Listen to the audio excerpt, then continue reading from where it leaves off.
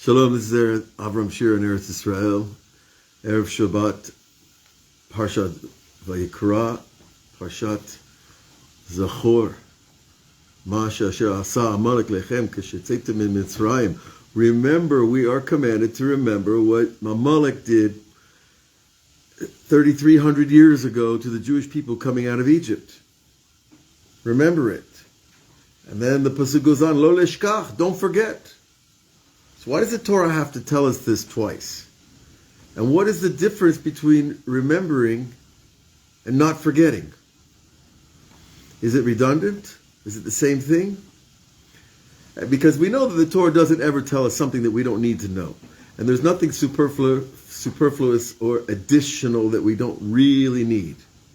So we have to take the Torah on face value that God is telling us something special in every single word, every single letter, every single note, every single vowel. There is something subtle. And when you go into the Zohar and the Kabbalah, then you start to see the subtleties emerge in a way that's quite fascinating. So we're going to talk about that for a minute here. Remembering what Amalek did, and what is remembering, and what is forgetting, or not forgetting. Well, we all know what forgetting is, right? Now, when I first was learning this material, I was thinking, don't you remember when you were a kid and people said, don't forget, and you would automatically forget? And when you tell your own kids, don't forget, they forget. So we see that not forgetting is a negative command. It's one of the 365 negative commands of the Torah. We call it negative because it's something you don't want to do. Don't forget. That's negative. That's from the left side of the tree of life, the side of constriction, of judgment. It's negative. And so I often found that when I say remember, it's a positive command. I say remember to somebody, or I say to myself, remember, it's not the same energy, the same position, the same focus on a mental activity. Because remembering and forgetting are two realities in the mind. Remembering is when we use our mind to scan our memory, to scan the videos and the thoughts and the ideas and the emotions and the experiences of our life. And forgetting is when I try to remember and I can't. So the Torah is commanding us to remember what Amalek did, to sit ourselves down. And it's written in the back of every Siddur after Shachrit, in the morning, one of the 7 remembrances, to remember what Amalek did to us. Now, a lot of people talk about who Amalek is. For our purposes here, 3,300 years after the giving of the Torah, we understand it's a spark in the soul of certain individuals that hates Jews for nothing.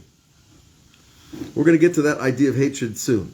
But first, let's talk about what is to remember is to sit down and to use our mind to scan what we do recall and to look in the books and to remind ourselves what we've learned already and to sit down and say, wow, there is a Amalek in the world. I remember what they did. They attacked the young. They attacked the children. When an innocent people were coming out of Egypt into the desert with nothing but their good their good name and their good prophet ahead of them. So when we sit down, we talk about remembering. It's an active, conscious, mental effort. Active intellect. I'm going to use my mind to remember Amalek and what they did. Now, when it says don't forget, well, if you tell me don't forget, you're creating an empty space. Because how do I not forget something? The minute you tell me don't forget to feed the dog, I'm thinking about feeding the dog, right? So, well, perhaps there's something else here, something deeper, when we talk about not forgetting. And so I ask myself the question, to not forget means I catch myself having forgotten. I ask myself, when was the last time I thought about Amalek, this ancient tribe, who was one of the sons of Esau, the arch enemy of Jacob? When do I think about him? I'm not a scholar. I don't sit and pan through the books day and night. Okay, I read the Torah, Baruch Hashem. Thank God we have the Torah to read. But when we talk about not forgetting, it's a sense of telling you to remember, but it's in reverse language. And that's called a negative command. Whereas remembering is a positive action. It is a positive mental action to sit down and remember something. But not to forget is a negative command. It's don't do that. Don't do that. Now, okay, you're telling me now, right now, not to do it. Don't forget. Well, the minute you tell me not to forget Amalek, I'm remembering Amalek. So what is the Torah accomplishing here? So it's a little subtler, I believe, the answer. The not forgetting means checking myself. Did I remember Amalek today? Like it says in the Siddur after the morning prayers? Did I remember Amalek this week? When, I saw a video of Hitler telling the world, essentially the world, it was the German people at the time, a little bit before YouTube, right? And he was telling people that the Jews are the problem with the world because they brought conscience into humanity. That 3,300 years ago, when Moses brought the Torah, he brought a sense of conscience. Now, conscience is taking responsibility for having a relationship to the Creator. Conscience means I have moral law. That means I care about right and wrong. I don't just do what I want. I check what I'm about to do, or what I'm going to think, or what I'm going to say. I check it against some absolute standard. And so conscience, it's another mental process, but it's really the ability to receive information and judge it. And Hitler didn't like that. He didn't want to be told what to do. He didn't want to be told that you can't do these sins and you can't just invade countries and take what you want. That's conscience. And that's why he hated us. And that's why the sages say in Masechet Pesachim that 10 measures of hatred came into the world. And Amalek took 9 of them. In other words, Amalek took the lion's share of hatred. Why? Well, they're called Reshit Goyim. They're called the most powerful nation. And the rabbis in the Talmud also identified that Germamia Shel Amalek is the antecedent, the extractions of that tribe today. Germamia, with 2 M's, 2 mems, it says in the Talmud. Germamia, what does that sound like?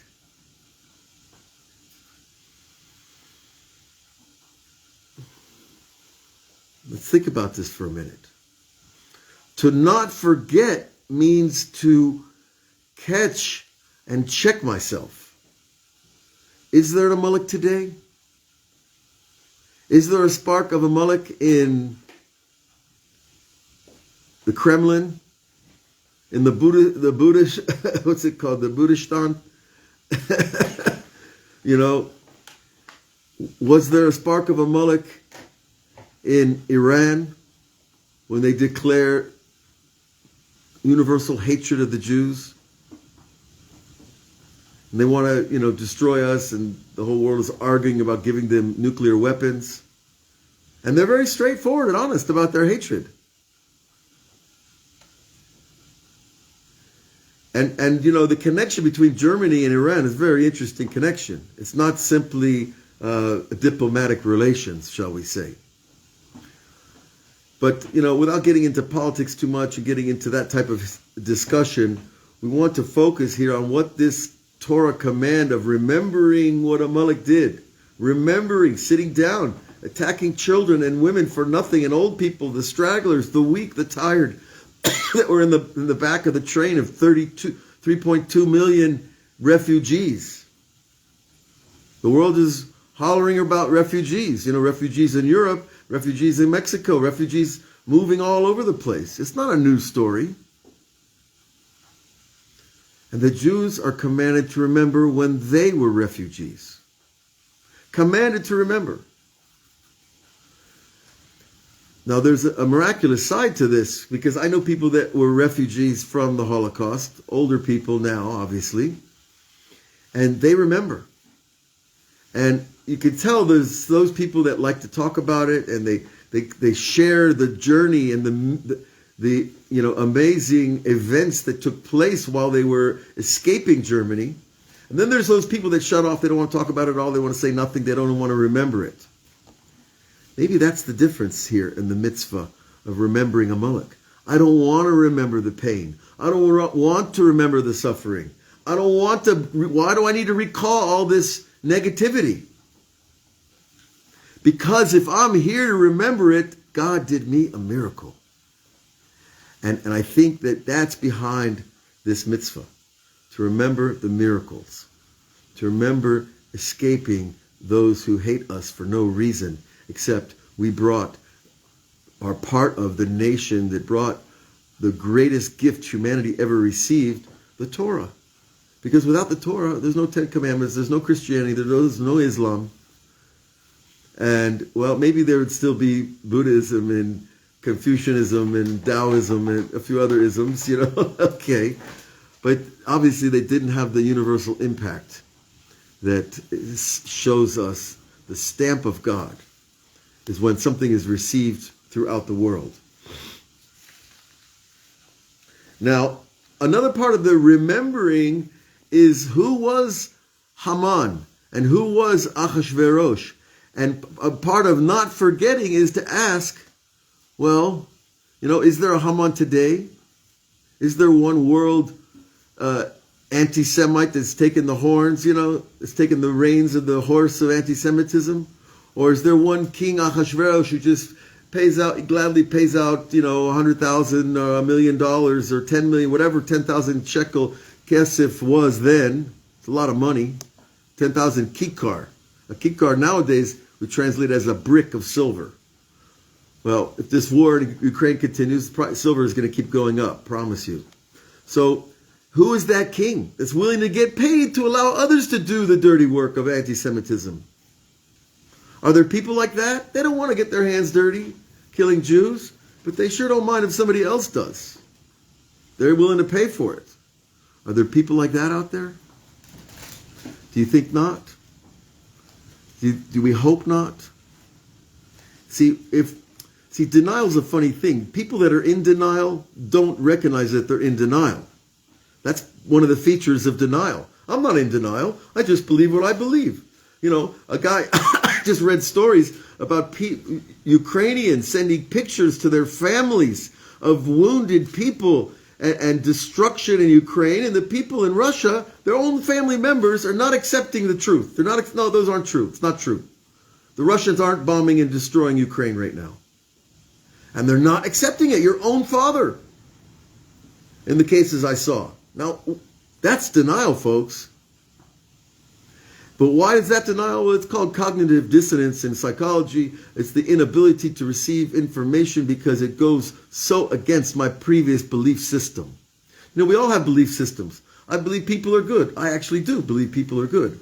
I believe that there are people that want to fix the world, the people that want peace. I believe in a lot of that. But I also believe that there are people that are really, really possessed by selfishness and their sense of what's it called in English? When you got magiali, entitlement. Thank you. My wife is here. She's helping out on the dictionary. The entitlement. Those people. After you get $10 billion, what are you going to do with it with your life? Well, I could either do a lot of good, or I could, explore things that maybe need exploring. Or maybe I could use it for science that might actually hurt people. But that's, again, let's not go off into that too much, because we're going to start dancing around all the different conspiracy theories, and we don't need to go there. We have the Torah to guide us, to tell us who the enemy is, very clearly, and how they operate very clearly. Amalek was known for hiding. They were great magicians. They were sorcerers. They had the ability to take on foreign forms, we're told in the Midrashim. Is that so far away from today?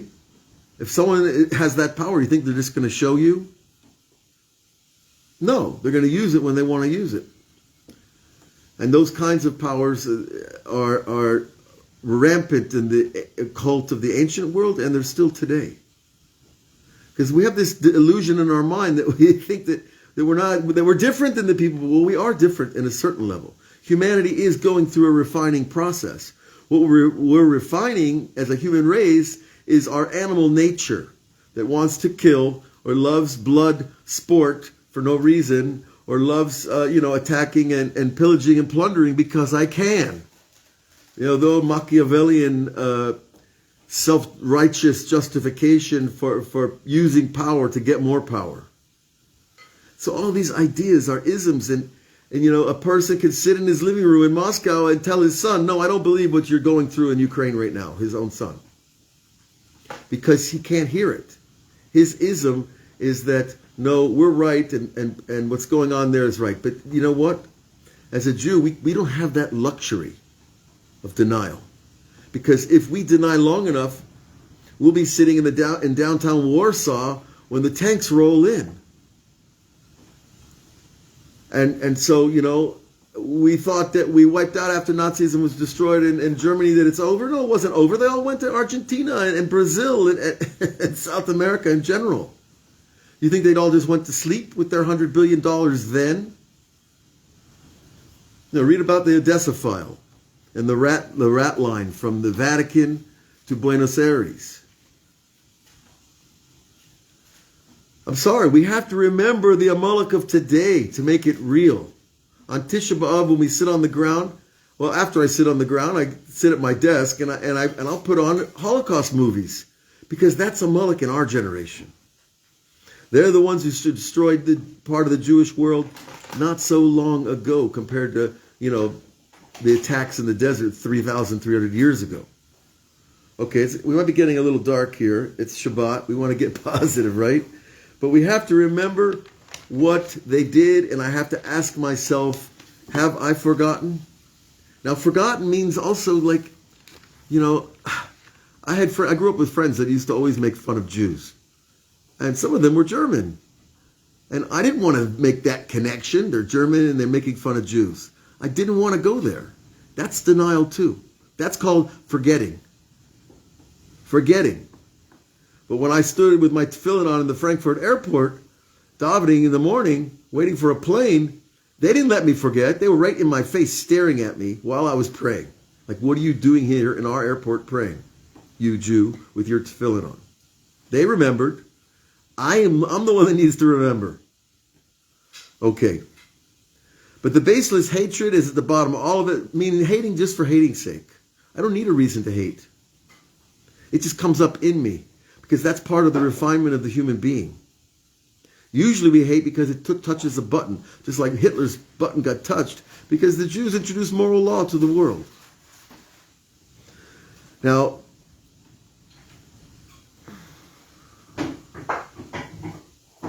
we know that Amalek, the word in Hebrew, Ayin Mem Lamed Kuf, is Gematria 240, which is the same Gematria as doubt, Safek.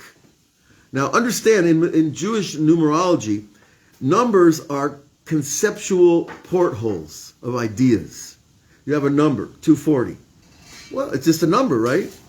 It's not just a number because it represents letters. And those letters represent concepts. And so when you have two words that are different, doubt, Amalek, two different words, two different ideas, but they have the same numerical value, that means they're connected. So whenever you think of Jewish numerology, biblical or Kabbalistic, if you will, always understand it's a organization, it's an information organization system around numbers. Okay, this is one is a had, right? That's 13, right? And love is 13, and so on and so forth. You see, these numbers that gather around these ideas that gather around 13 have to do with love and oneness. You see, So you see, we can learn tremendous, wonderful lessons and teachings from just connecting the numbers. So here we connect the numbers. We see the whole weapon of this Amalek power is introducing doubt into the person's mind.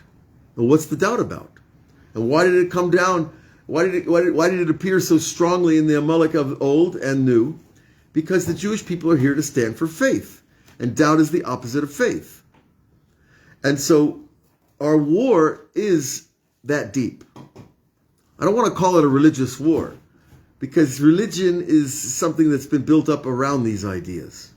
But the pure ideas themselves, faith or doubt, changes our entire mental atmosphere and the atmosphere of our heart. That if I have faith, I can get through this world. And I remember not having faith 30 years ago, or having very little faith. I believed in the big something, but I didn't know what it was more than that. The big something. There's something out there, I don't know what it is. Capital S, something. And that was also a tool of belief that also kept God at a distance. But I don't want that anymore. So doubt is a tool just to take you off your game, to weaken your faith just enough that you won't want to think about these things, won't want to pray, won't want to open up a holy book, won't want to do a good deed. It's the doubt, well, should I really give that person some money? Maybe they'll go out and buy drugs with it. No, that's not my cheshbon, what they're going to do with the money. The person's suffering. If he's suffering, if he wants to go buy drugs with your money, okay, you don't give him $1,000 so he can kill himself, but his suffering is the addiction itself. So I give him a few quarters, a few dollars, whatever it is. That's not going to get him where he needs to go anyways. Maybe it'll buy him some bread. I don't know. But we don't make the heshbonot, they're called in Hebrew. We don't make the calculations on our good deeds. We just do them. Let God do the rest. And it's a lot simpler and it's a lot more pleasant, actually, as well. So remember this idea that the Torah came down and introduced hatred and it introduced faith. Amalek was there and said, no, no, no. We don't want faith. We don't want moral law. We don't want conscience. And so we're going to bring down doubt. So it's a very clear scale. If our faith goes up, our doubt goes down. If doubt goes up, faith comes down. And I think that's really the work that's happening in the larger world today. With people won't tell you they're atheists. They won't. They'll say, I believe in God. And then they'll go out and invade a country. Putin's over there kissing the hand of the priests. And then he's out waging war. Putin met the chief rabbi of Israel. It sounds like a guy who believes in something besides himself and the great, grand glory, lost glory of the Russian Empire. It sounds like he believes some kind of God, but it's not enough belief to change his behavior, to make him rethink what he's doing. Unless he's possessed by some other force or power that's taken over, the controls at the head of that tank. Okay, so just remember the principle. Faith goes up, we get less doubt. And we have less doubt, we have more pleasure and joy in what we do. And there's a lot of religious people, they keep mitzvot, but they're not too happy.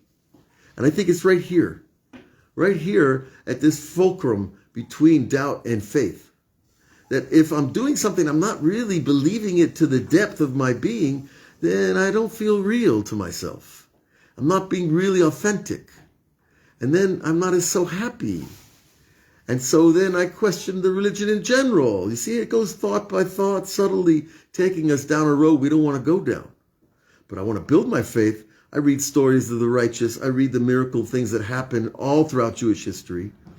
The little stories that happen just, in your everyday life. Little moments of divine providence. You thought something and there it was. You needed something and someone called you and gave it to you. It happens all the time. Last night I'm saying, should I pray or should I go to the store? The store might close, I can pray later. Or maybe I should just pray first because that's what I can do now and worry about going to the store later. Well, I decided to pray. And then later I went out and someone gave me exactly what I wanted to go buy. Just gave it to me. So, those little moments are also the divine providence individually that we see in our lives, and that's to build our faith. Okay, so, You know, when we talk this way, people could say you're crazy, and people could say, wow, it's a new way to look at life. Because if God is really one and really in charge, he's there for every single moment of every single life. And that's part of what it means to be infinite.